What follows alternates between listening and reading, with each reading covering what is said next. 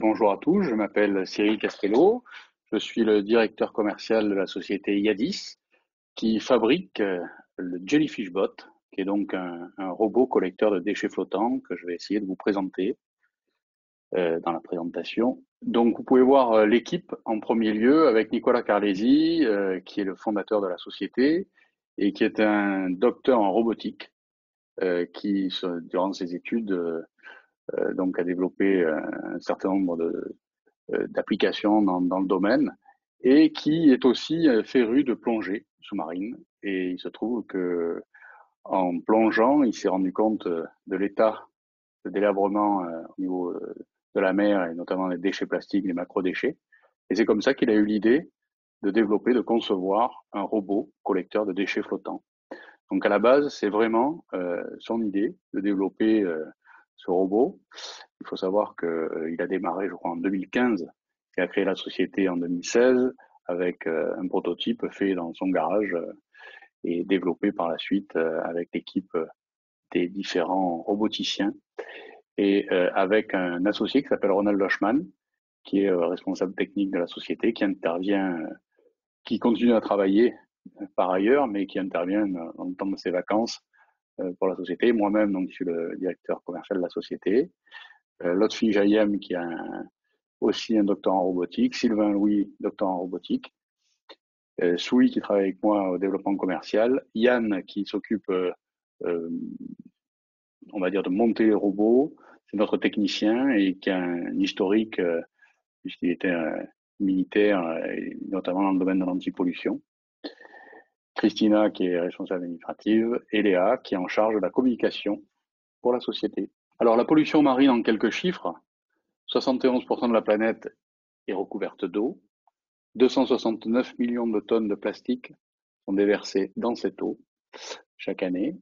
8 à 13 millions de tonnes de plastique de plus par an et 2,3 millions de tonnes d'hydrocarbures déversées par an. Donc, tous les continents sont touchés, tous les océans, toutes les mers. C'est un problème évidemment mondial. Donc, le développement de notre robot ne peut pas être simplement à vocation nationale, mais bel et bien portée internationale. Il y a une prise de conscience à tout niveau, individuelle et collective, nationale et internationale. Alors, il est vrai qu'en ces temps de coronavirus, on pourrait se dire qu'on a autre chose à penser, mais justement, j'imagine qu'il y aura peut-être un avant et un après, que après ce qu'on est en train de vivre, on prendra encore plus conscience de l'obligation de respecter notre planète. Si rien n'est fait, en 2017, donc vous avez 1 tonne de plastique pour 5 tonnes de poissons. En 2025, vous aurez 1 tonne de plastique pour 3 tonnes de poissons. Et en 2050, il y aura plus de plastique que de poissons dans les mers et océans. Alors, l'origine des déchets et des pollutions. 80% des déchets marins viennent des activités terrestres. Donc, c'est des déchets domestiques, des décharges sauvages, activités touristiques et économiques. Évidemment, les activités portuaires de pêche et de conchiculture, les activités industrielles et du secteur du bâtiment, débris végétaux et déchets d'origine naturelle. Vous avez aussi des pollutions marines accidentelles, évidemment, fréquence significative en zone portuaire, environ 30% des cas, et déversements de petite ampleur, inférieurs à 10 mètres cubes, hydrocarbures, dans 90% des cas. C'est ce qui a d'ailleurs, vous verrez par la suite, influé pas mal sur notre stratégie, qui au départ était réellement focalisée sur les macrodéchets, et qui maintenant va de plus en plus aussi vers les hydrocarbures.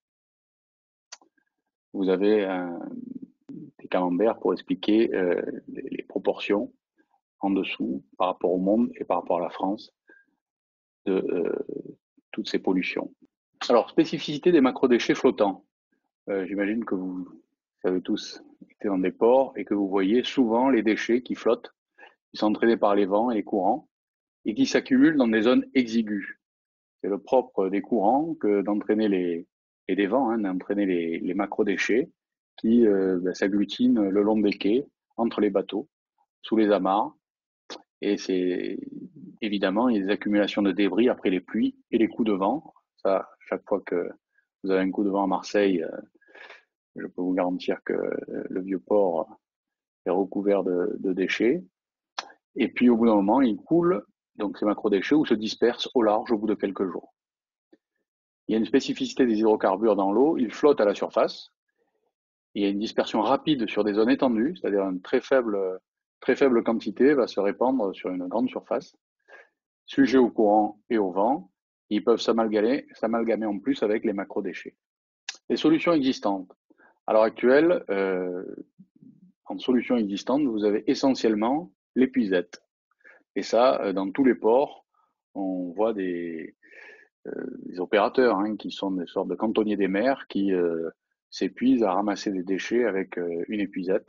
Évidemment, le rayon d'action est très faible, les opérateurs se fatiguent très vite et donc ce n'est pas très efficace, on va dire, pour nettoyer surtout entre les bateaux, très faible rayon d'action.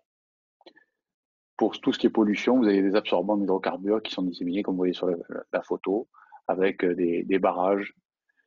Et donc, d'autres solutions existent, comme la Sibine, qui est une poubelle, une sorte de pompe, la poubelle des mers, donc qui est assez efficace, mais sur un rayon assez faible, donc qui est fixé à un ponton, à un quai, et qui, grâce à une pompe, donc aspire l'eau et fait tomber les déchets dans un poubelle, un bac, un panier, mais qui est de faible contenance, c'est 30 litres. Vous avez aussi des écrémeurs, c'est une autre solution pour pomper des hydrocarbures, récupérer les hydrocarbures à l'aide de pompes. Ensuite, vous avez des solutions hauturières et côtières. Là, c'est évidemment des systèmes beaucoup plus importants avec des navires dans le cadre de pollution très importante. Voilà un petit film pour vous présenter notre robot.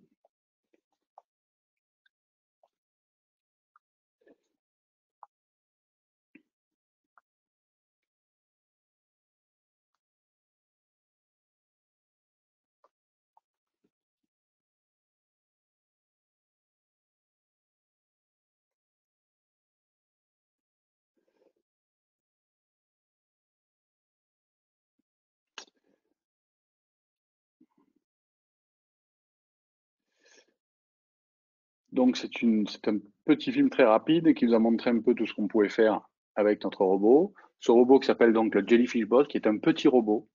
Comme je vous l'ai expliqué auparavant, les déchets se retrouvent dans des zones exiguës. Il faut pouvoir se rendre sur ces zones exiguës. Et donc, l'idée de Nicolas et de l'équipe de roboticiens a été de fabriquer un robot le plus petit possible. Alors, évidemment, plus on essaie de faire petit, plus c'est compliqué pour des raisons de l'électronique évidentes d'échauffement de ces cartes électroniques. Donc, il y a quand même 3 ans de R&D pour développer ce robot, donc qui pèse 20 kilos, qui est assez petit, 70 cm de côté, qui a un filet donc sur un cadre métallique. Et l'avantage donc de ce robot, c'est que vous pouvez retirer le filet, qui contient 80 litres, donc depuis le quai, grâce à une gaffe. Donc très facilement, vous retirez le filet sans avoir à sortir le robot de l'eau. Ça, c'est un vrai plus par rapport à d'autres solutions qui sont en cours de développement et où vous devez sortir des robots souvent très imposants, où il faut presque une rampe de lancement pour le mettre à l'eau et autant pour le sortir. Là, il est très facile de le mettre à l'eau et éventuellement de le récupérer si le ponton n'est pas trop haut. Et puis s'il est haut, on a développé tout un tas d'accessoires que je vous présenterai après pour le sortir de l'eau. On a une surface de nettoyage de 1000 m² de l'heure à une vitesse moyenne de 1 nœud.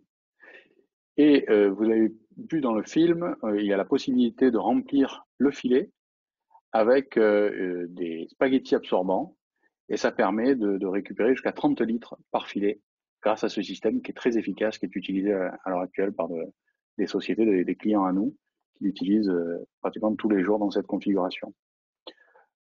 Il y a tout un tas d'options que je vous présenterai par la suite. Donc un petit robot, 3 propulseurs, un sous chaque flotteur et un propulseur central qui lui permet de se mouvoir de façon latérale. 2 batteries qui lui donnent une autonomie comprise entre 6 et 8 heures. Et on recharge les batteries en 2 heures. Donc le marché est très important. Vous avez évidemment le marché des plans d'eau maritimes avec les ports de plaisance. Il y a 11 000 marinas, ports de plaisance en Europe et 12 000 aux États-Unis. Les États-Unis étant donc un marché très important qu'on essaiera d'aborder l'année prochaine, si c'est possible. Les ports de commerce, ports militaires, les stations de carburant, évidemment. les yachts de luxe qui peuvent être intéressés pour nettoyer autour de leur bateau. Et puis vous avez les plans d'eau fluviaux, les ports fluviaux, les canaux, ainsi que les étangs et les lacs. Le marché touristique et résidentiel, les bases de loisirs, parcs d'attractions, golf, parcs et châteaux, ainsi que les plans d'eau résidentiels de type hôtel et résidence. Dès que vous avez un plan d'eau un peu étendu, évidemment, la problématique des déchets peut apparaître. Vous avez aussi un marché industriel qui s'est révélé être extrêmement important. On a du mal à identifier le nombre de sites industriels qui ont des réservoirs ou des plans d'eau. Et on est en train de chercher, on met à profit le temps là, de confinement justement pour essayer d'identifier tous les acteurs en France et à l'international qui pourraient être intéressés par cette solution. On a vu, même au niveau local, sur les industries chimiques, qu'il y avait un intérêt à avoir une solution d'un robot téléopéré avec une radiocommande et évidemment, a fortiori, autonome, et qui tournerait sur le plan d'eau et qui ramasserait les déchets, puisque évidemment, pour des questions de sécurité, vous ne pouvez pas avoir des déchets qui obstrueraient éventuellement les pompes dans le cadre d'un incendie, puisque ces réservoirs sont souvent là pour justement prévenir un incendie. C'est donc les sites pétrochimiques, les sites de traitement, les usines, les barrages et canaux de distribution d'eau. Donc c'est un marché considérable qu'on n'a pas encore attaqué de façon très accentuée, mais pour nous c'est un vrai objectif. Au niveau de notre modèle économique, donc pour le moment le robot est téléopéré, vous avez une radiocommande longue portée qui lui permet d'avoir une portée de 1 km. Vous pouvez mettre, donc on met dans l'arceau devant une caméra couplée à un smartphone qui permet d'avoir un retour vidéo et ça vous permet de pouvoir suivre l'évolution du robot même à distance et de pouvoir éventuellement le diriger même sous un ponton ou dans un endroit qui est faiblement éclairé.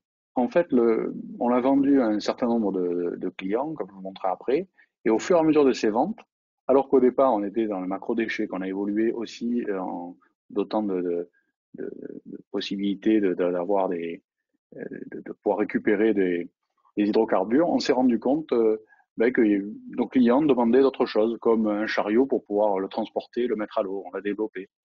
On a développé aussi des filets, éventuellement avec des mailles beaucoup plus fines pour pouvoir récupérer des déchets encore plus petits. Souvent, les universités, les centres de recherche demandaient des filets avec des mailles extrêmement petites, faible dimension. Donc, on est là au niveau du micron.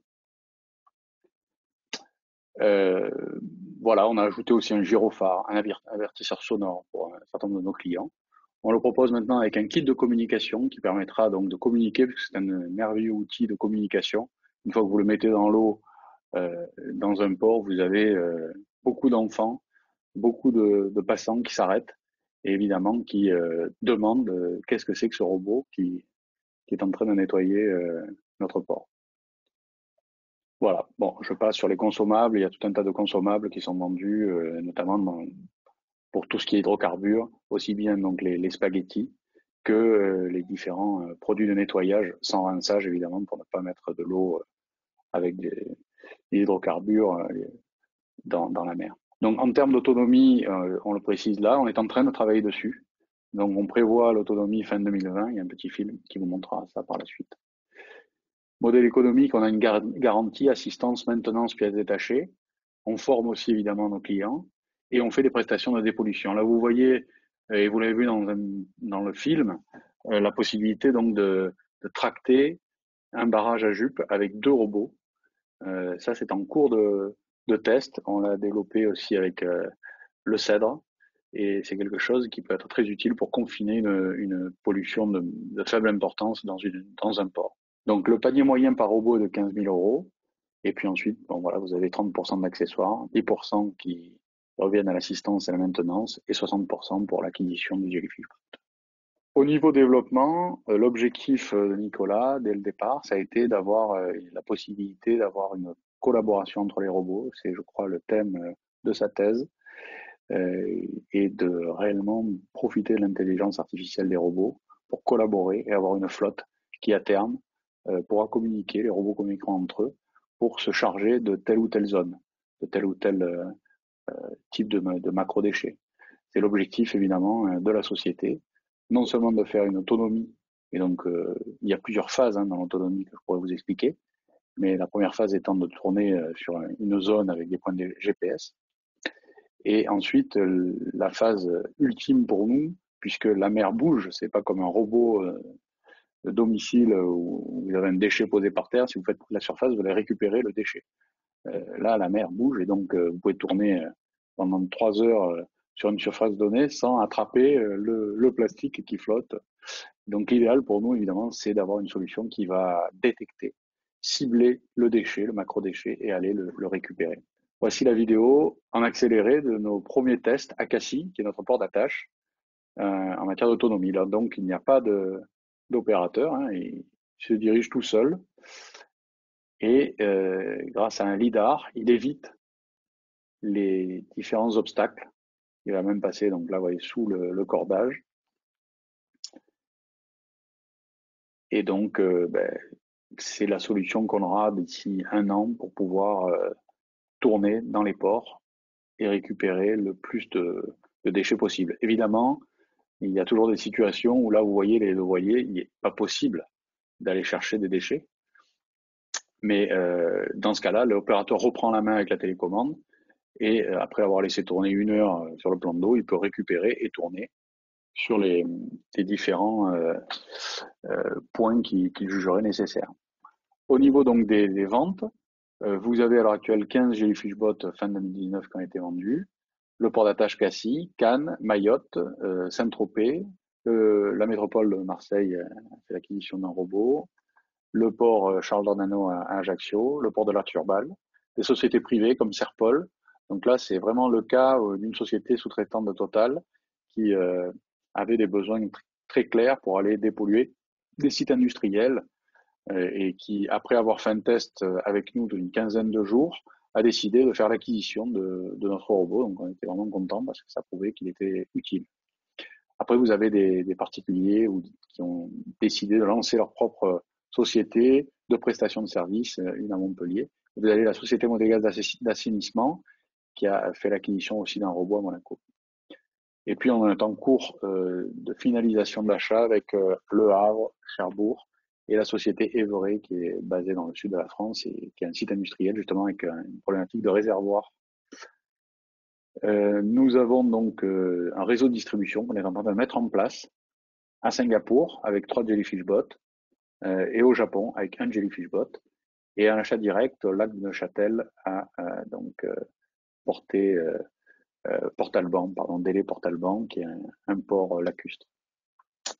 On a livré aussi, on est en cours de livraison pour un robot à Dunkerque qui sera livré la semaine prochaine. Voilà la stratégie de développement commercial. En orange, les distributeurs actuels, notamment en Asie, et en vert, les distributeurs avec lesquels nous sommes en cours de discussion. On a vendu déjà un robot en Norvège, on n'a pas signalé là, mais c'est déjà vendu, on a un distributeur sur place. Et puis voilà, les zones évidemment prioritaires sont les zones avec un niveau de revenus assez élevé.